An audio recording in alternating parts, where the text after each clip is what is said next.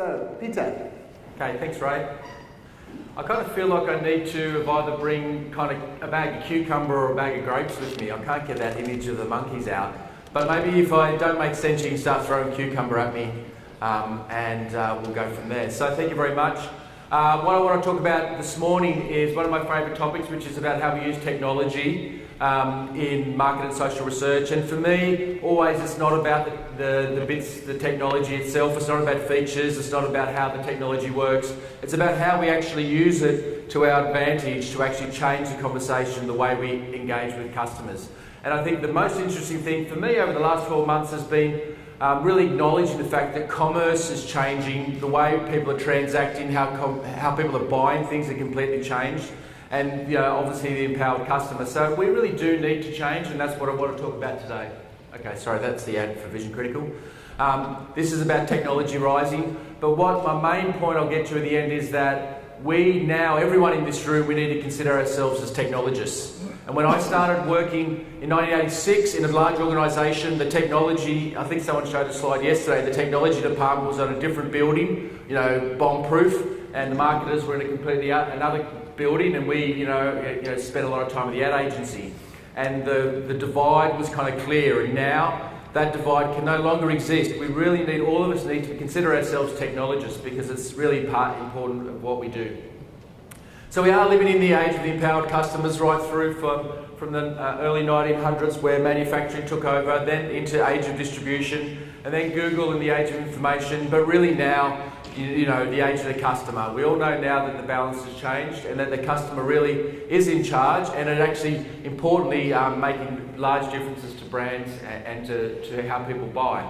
So again, social, mobile, and cloud. I love Liz's comment this morning that people are snacking on mobile. And I think that's a really important point for us all to kind of think about. If they're snacking on mobile, what is the menu that we're giving them to actually consume on a mobile? Is it still like the full menu that we've always given them, or is it something different? So again, it's about us thinking about how commerce has changed, how people have changed, and then try and deliver them something completely different than we have in the past.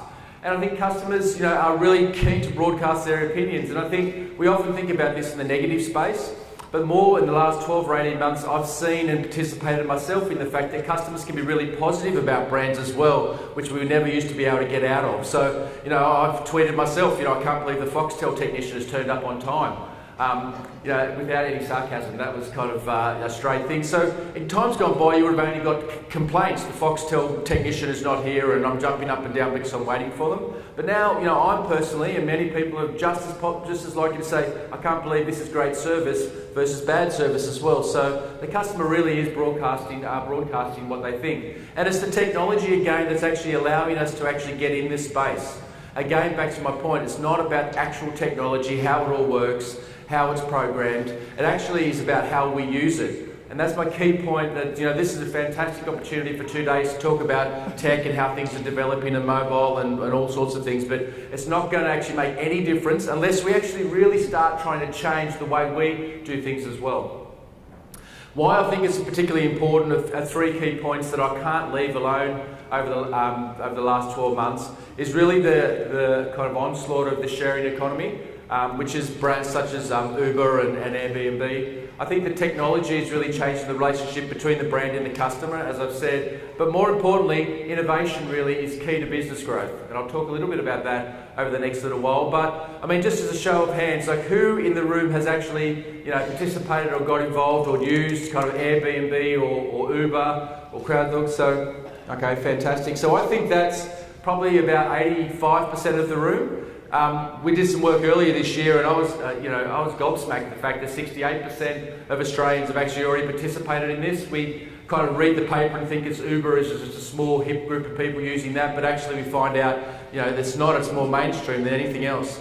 Everyone is starting to kind of understand how you can take out the brand and actually start transacting, doing commerce without it, and it's happening through Asia, at a very rapid pace. So that is going to need brands to kind of rethink, so the Qantas's and the Telstra's can no longer say this is not going to impact us. Everybody's doing it. Every vertical, every business that you read is actually starting to to be impacted in this way. And actually it's happening in market and social research globally as well. People are taking out the research companies and going directly to people that can provide services for them. And talking a little bit about big data is not enough. Big data, we spoke a lot about it yesterday, it's always around, and I'm on the bus as well as everyone else to say that big data can give you the what and the where, but really our opportunity is to deliver the why. One of the real things that people miss, in my view, is that the key skill that we have is the skill of analysis, interpretation, content analysis, whatever you call it, and actually working out what you need to do based on that, not just delivering the answers in terms of what the tables add up to. So then my story really is about, this is what it was like when I was working in marketing in the late 80s, early 90s, very siloed. And the issue there is if all the data is in one area of the business, the marketer's not going to get access to it. And I continually work with brands where the data is still held outside of the marketing or the market research departments, and that's just a crazy situation. And really, while it's, obviously I've been involved in marketing and social research, and it's paid my bills for a long time. I'm really urgently wanting to try and make sure that we can use technology to actually change the relationship and the type of work that we do. The traditional research, yesterday we got a brief in our business at 5:30 a.m. from a key client who was overseas in Europe. She needed to present to the CMO by, in 15 hours time. We were able to turn a QualiQuant project around and deliver us something last night, which is great. It's fast. It's not always what we want to do, but those kind of things generally would not have been considered using research or considered in the consumer's opinion unless we could actually do it within an insight community. So we really need to kind of think about, that's the world we live in, and sometimes we need to actually make sure that what we're doing is much more effective. And if you kind of think, I think this is a really interesting thought, of all the kind of textbooks and strategy sessions you've sat through, if you really thought about the customer, your customer, whoever that is, being your last competitive advantage, then you're ahead of the curve, because I really don't think, I think many businesses are still thinking there's lots of other ways to kind of get an edge, and whether it is technology or whether it's our marketing or what is our competitive advantage. I would say that our customer really is your last competitive advantage, so therefore you've got to engage. We have got to engage with people and make sure that we're very close to them and understand them. And we can actually do that in the room. We have the skills and we also have the technology to be able to do that. And again, so that's about rethinking how we engage with the customer and make sure that it is a two-way conversation, to make sure it is much more about a community, in my view, that people are more likely to want to talk to us more frequently if we're actually talking to them and they know what we're doing with the information. It's critical. We know that we can actually increase response rates by 400% if we actually tell people why we're actually doing the work. That's the type of thing that we do, from moving from 10% of the population we're talking to 40% of the population we're talking to. And again, not treating people as data points, really understanding, and this is where we can come into it. If we start asking the why, if we start working with the other parts of the organisation that are collecting the big data and actually asking the why, we will bring solutions alive. And that's what we're good at. That's what we can do. We spend most of our lives trying to provide solutions to problems. We can actually do that by really giving the why. So then you can really kind of, in a circle here, yes, social's important. Yes, it's important to collect loyalty data, to collect stuff about where people were when they made the decision, but really linking all that together and talking about attitudes and behaviours is the kind of secret sauce, in my view. So what do I think, the use of technology, what's it going to look like into the future? I'm really pushing hard now to really kind of create the kind of platform of the future. The platform is not a piece of technology, but a way of working. It's actually making sure you've got something in place which enables you to talk to the right customers in the right way at the right time. That looks quite simple, harder to execute if you're a large organisation, harder to execute if you're working across multiple clients, but in very simple terms, that's what I believe we really need to aim for. Put a platform in place that you can then access the customers you want, when you want them, in the way that you want to do it. If they're snacking on mobile, you need to give them something to snack on, not something to kind of labour over. And then actually, once we can start turning around and showing that the customer platform of the future is in the centre of the organisation, then the sales team and the HR team and all the different parts of the business can get access to it. And that is the secret, I think, to all of us actually being able to survive over the next 10 or 15 years. We need actually more than just market research, buyers understanding that it's great to understand the consumer view. We need everyone understanding right from the start, from the CEO down, that we have to get input from the customer, and it actually is not a 3-month process to do that. So technology again is changing the way we work. And it's also changing the need for for transparency in what we do. We're going to head in, you heard yesterday a little bit about trust, the global trust study, privacy, getting people's permission, all that stuff is going to be increasingly important. There's a number of case studies, and I keep using the Apple example, is that, you know, Apple's a very famous, wonderful brand that people love. And I think, you know, with the iCloud, the Jennifer Lawrence thing, you know, they took a real hit around that, around their brand, and what the hell are they doing with password protection, all that kind of stuff. Really can fall a long way if you don't really kind of be really careful around the transparency. So just to finish, you know, I think that, you know, we're at a really important time. It is not about using the technology for the technology's sake. It's about how we apply it to the problems that we have every day. We have an ability that I don't believe many other professions have, which is an ability to really understand consumer behaviour, why people are making decisions, and then actually advise on what that needs to do. We can single out whether it's one customer, a segment of customers, or a group of people that really need to do something, or that we want them to do something, and then we can actually measure the influence of the activity that we do. I mean, that is the key to actually changing behaviour. That is the key to actually growth in business. But the one thing that holds us back, and I include myself in this always, is the day-to-day runnings of our businesses, the day-to-day trying to fit in everything that we need to do, plus have a healthy life, plus also have a healthy family life, and all those kind of things we're trying to do. But some part of every week, I really want us to try to think about how can we do more, how can we really think bigger to use the opportunity that we've got to really try to change it up over the next 10 to 15 years. Thank you very much.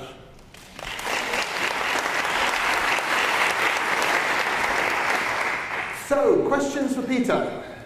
We have one there, and then Chris afterwards. So, first here in the middle. If you can keep your hand up, it makes it much easier for the mic people.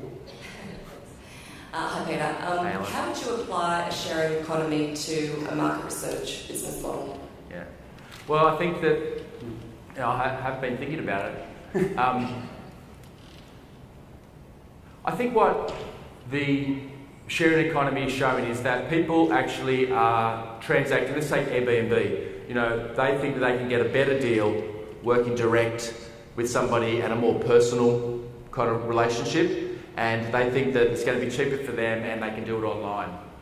So, you know, if you start having a look at what offers in market research that actually can do that, you know, whether you're working with a large company or a mid-sized company, or you're working with, say, Zappy Store, you know, what is that relationship going to be like? But I think that people are actually, when you get involved in the, say, Uber again, and so I use Uber a lot. Sometimes it's good, sometimes it's actually not as good. Sometimes I'm upset with Uber, just as I have been for my whole life with cabs, generally with cabs. And that's going to happen when you kind of try something different in market research as well. So I think in the end, the buyer or the people that are transacting are going to make the decision on how they want to do that. I don't think there's a massive shift all of a sudden to kind of like a sharing economy. Let's say Zappy Store just for an example, because I think that there's a step in between, and the step in between is that not everyone wants to do everything on those projects. People actually want to actually get advice, get Ruby Cha-Cha to actually tell them how to do things, or actually do it faster than they can do it, or be able to prioritise and get some key expertise in that space.